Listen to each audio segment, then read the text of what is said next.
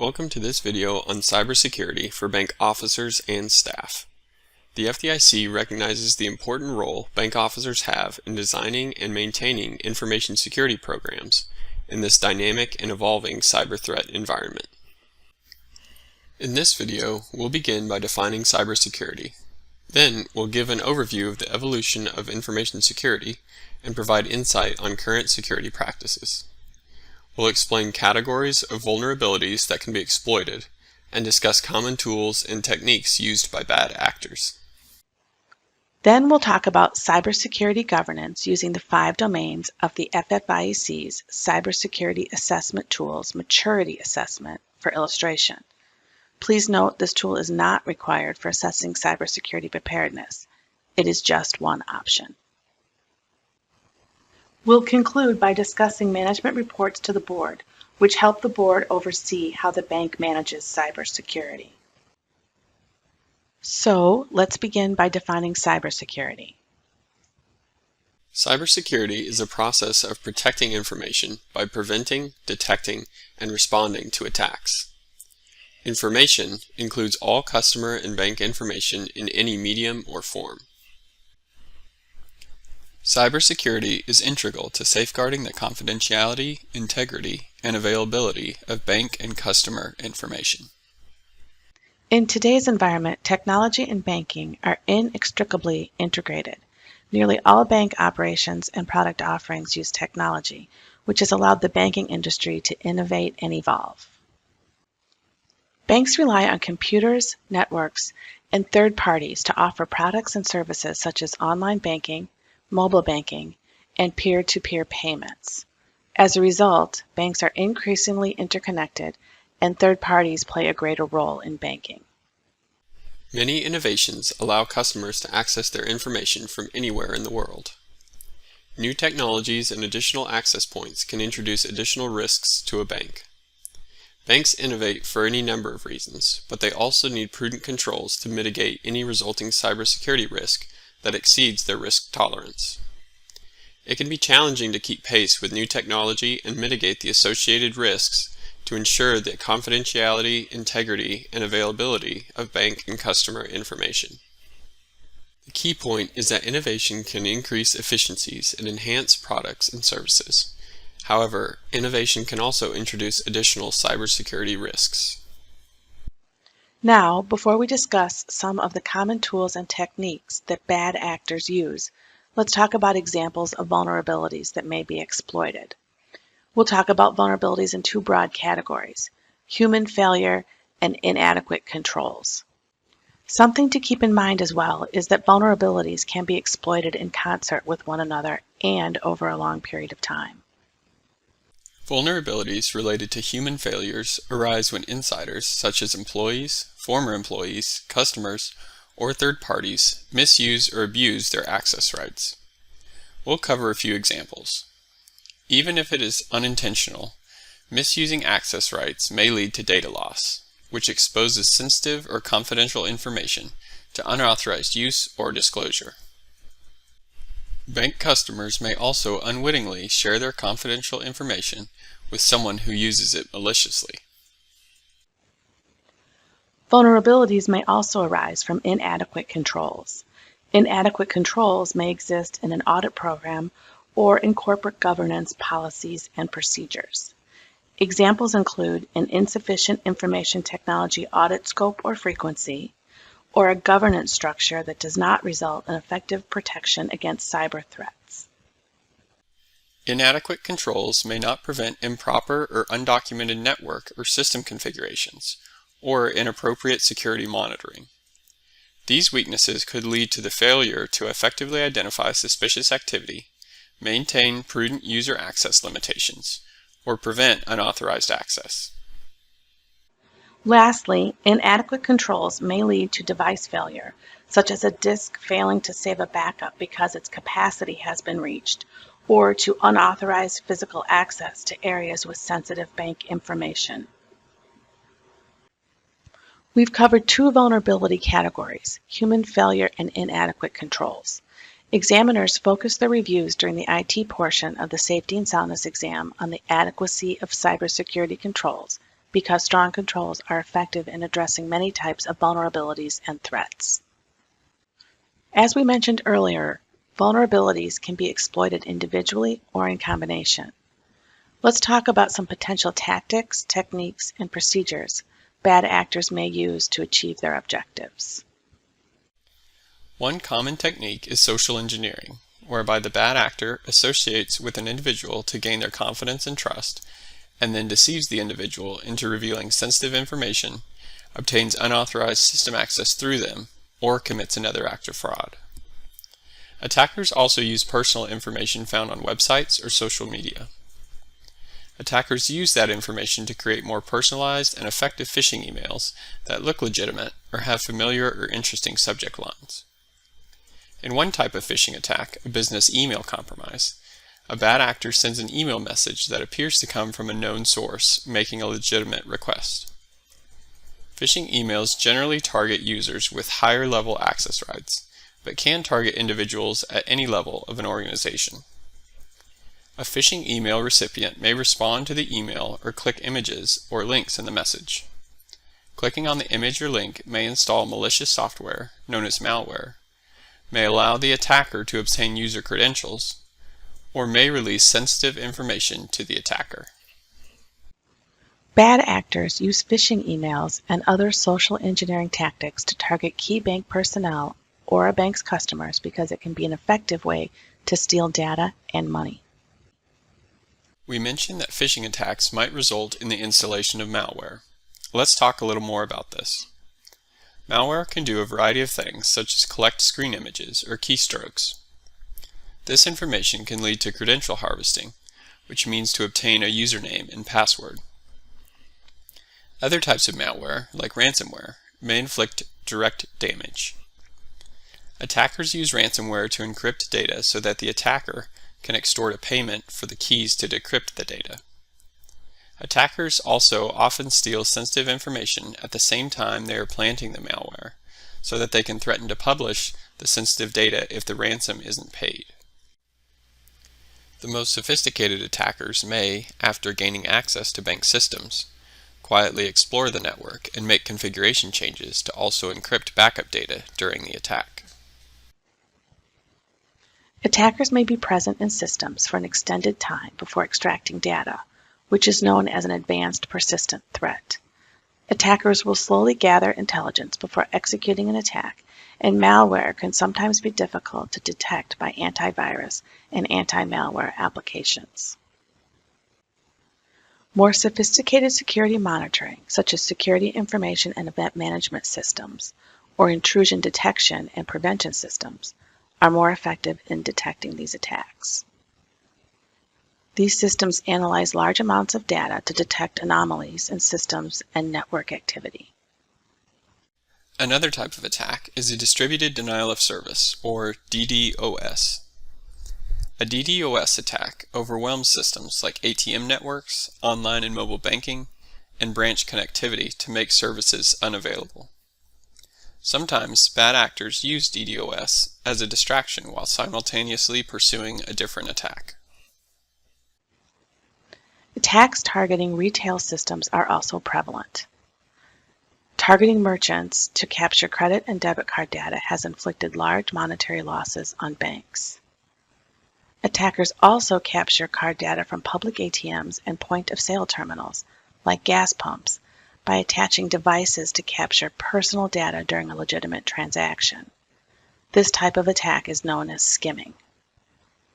Before we move to our next topic, we want to remind you that banks are also impacted by attacks on their third parties. When a bank grants access to its systems or data to a third party, it is important to limit that access to the minimum needed. In other words, a bank should only grant the access that the third party needs to perform the tasks for which it was engaged. The challenges in cybersecurity are anticipating risks, controlling the impact of attacks, and remedying attacks. Banks meet this challenge through their Information Security Program, or ISP. Appendix B to Part 364 of the FDIC Rules and Regulations, which details the interagency guidelines establishing information security standards, requires banks to implement a comprehensive written information security program. The ISP elements of threat information monitoring, risk assessment, policies, audits, third-party relationships, incident response, and business continuity, resilience, and restoration work in concert with core functions of cybersecurity risk management, which is to identify, protect, detect, respond, and recover. Bank management can address cybersecurity risks by ensuring cybersecurity risk management practices receive appropriate attention within the ISP. Now, to discuss how to assess cybersecurity, we will use the FFIEC's Cybersecurity Assessment Tool. As stated earlier, the use of this tool during this video is for illustration only. There is no regulatory requirement to use this tool. Regardless of the tool or method a bank uses to assess its cybersecurity, effective cybersecurity risk management identifies cybersecurity risks and informs preparedness. For this illustration, we will focus on the tool's 5 domains, which relate to components of the ISP. But before we talk about the specific domains outlined in the tool, let's talk about why a bank would want to assess cybersecurity. A cybersecurity preparedness assessment helps management identify factors that contribute to the bank's overall level of cyber risk and facilitate discussion on a desired level of cyber maturity. Tools such as the FFIEC Cybersecurity Assessment Tool help management assess the bank's cybersecurity preparedness and evaluate whether it is aligned with the bank's risk tolerance. A cybersecurity preparedness assessment also helps detect if any risk management practices and controls may need to be improved. Finally, a cybersecurity preparedness assessment helps management and the board make informed risk management decisions by understanding where vulnerabilities exist and which are most likely to be exploited. Now, let's move on to the domains outlined in the FFIEC Cybersecurity Assessment Tool. The first domain is Cyber Risk Management and Oversight, which relates to the ISP's risk assessment, policy, and audit components. To effectively govern, management completes a comprehensive inventory of the bank's assets, products, and functions. Management uses this inventory to understand the risks the bank faces. With this knowledge, management can more effectively evaluate the likelihood and impact of cyber risks in the risk assessment.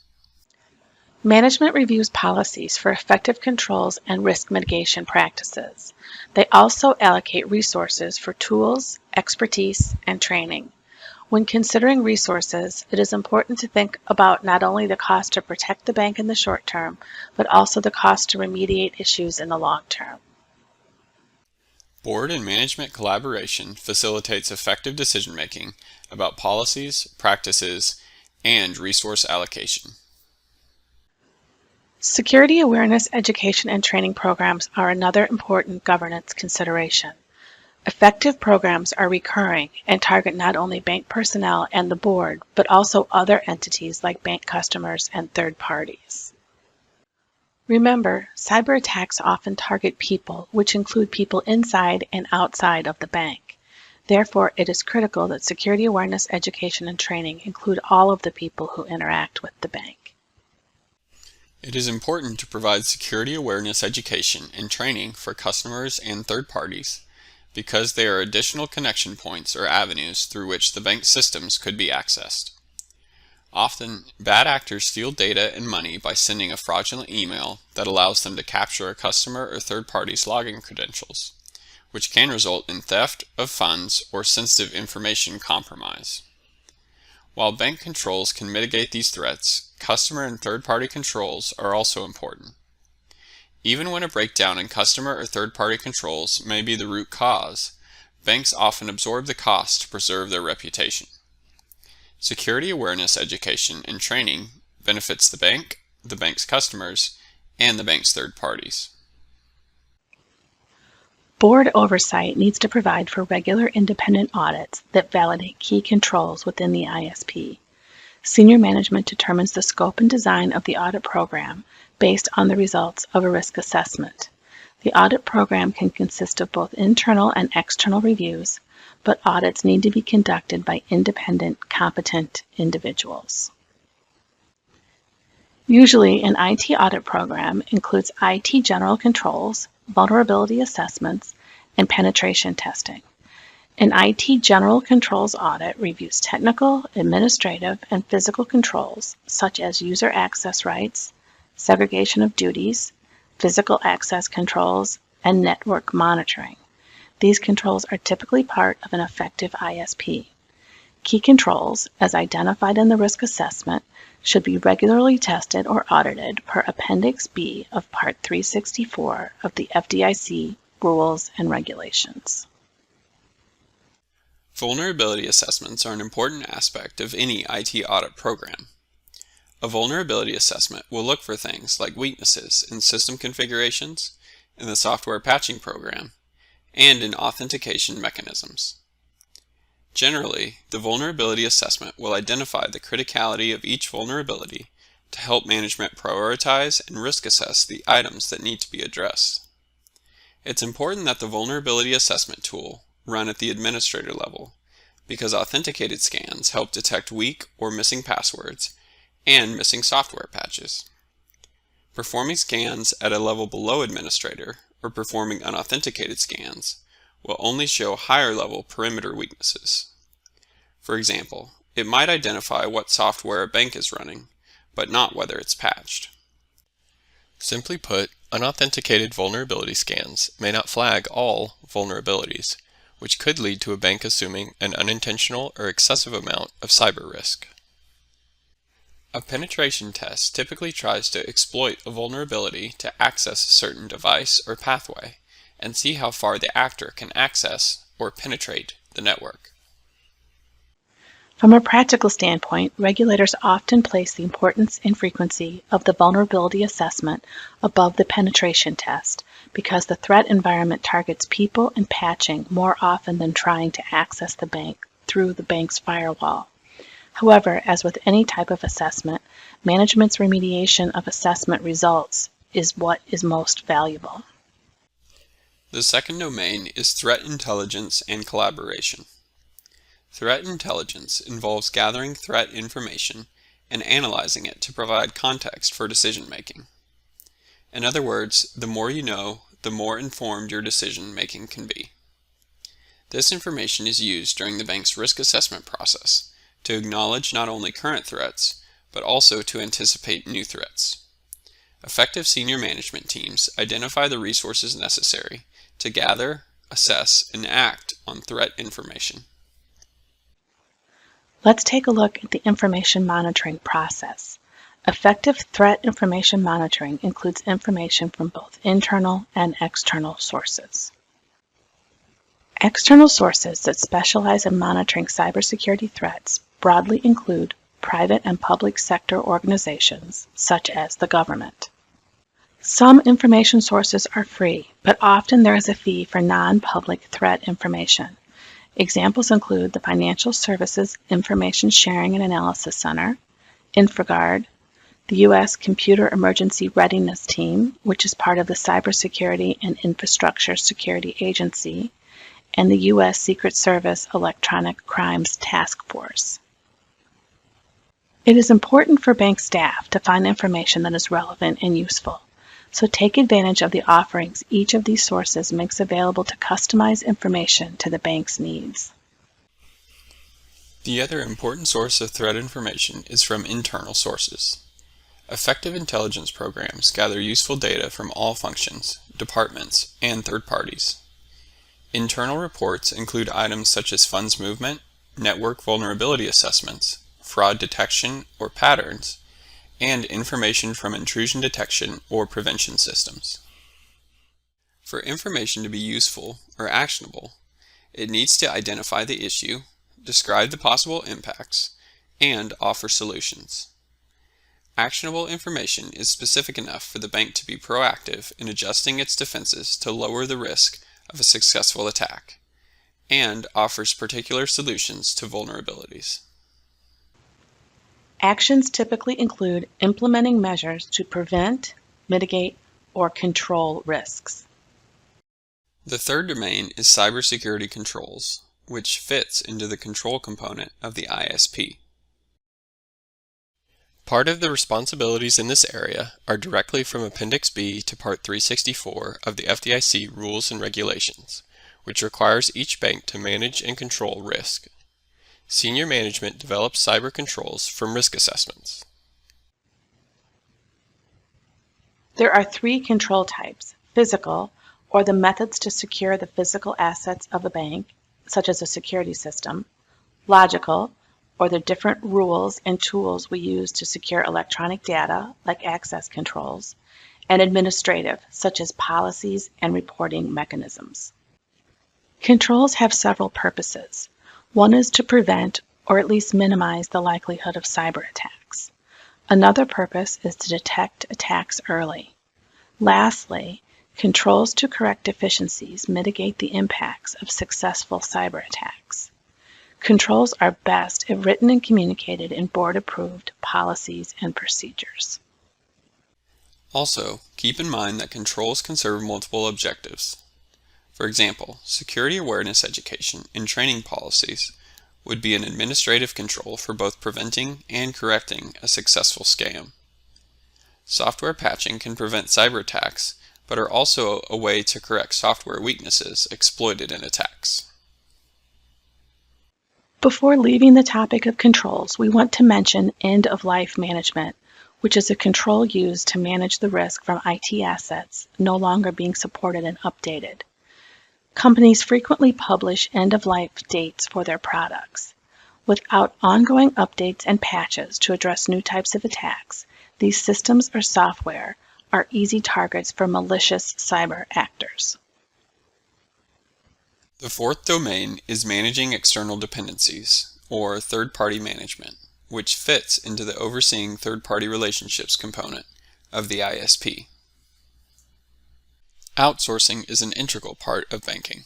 When work is performed outside or on behalf of the bank, senior management is responsible for managing those relationships under a defined program. This program would include standards for identifying which third parties are considered critical based on operations performed, services provided, or access granted.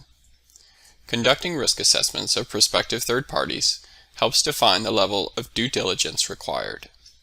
Due diligence may include reviews of financial statements, audits, business continuity management and plan testing, incident response plans, cyber resilience, and communication strategies. Management needs to understand the controls in place within the third party's IT environment to ensure that the bank's information is adequately protected. Third-party relationships are most effective when expectations and service levels are agreed upon. Policy standards will define contract expectations, including service level expectations. Contracts are typically negotiated between the bank and the third party. In practice, management needs to understand the contract provisions regarding responsibilities for actions, notifications, and reporting. Additionally, management would determine whether the contract properly addresses cyber controls, including the provider's internal capabilities to respond to a cyber attack, such as a breach or intrusion. Part of managing a third-party relationship includes performing ongoing monitoring and reporting those activities to the board. Ongoing monitoring activities typically consider the due diligence items we've mentioned, along with performance reports and verification that the outlined service standards are being met.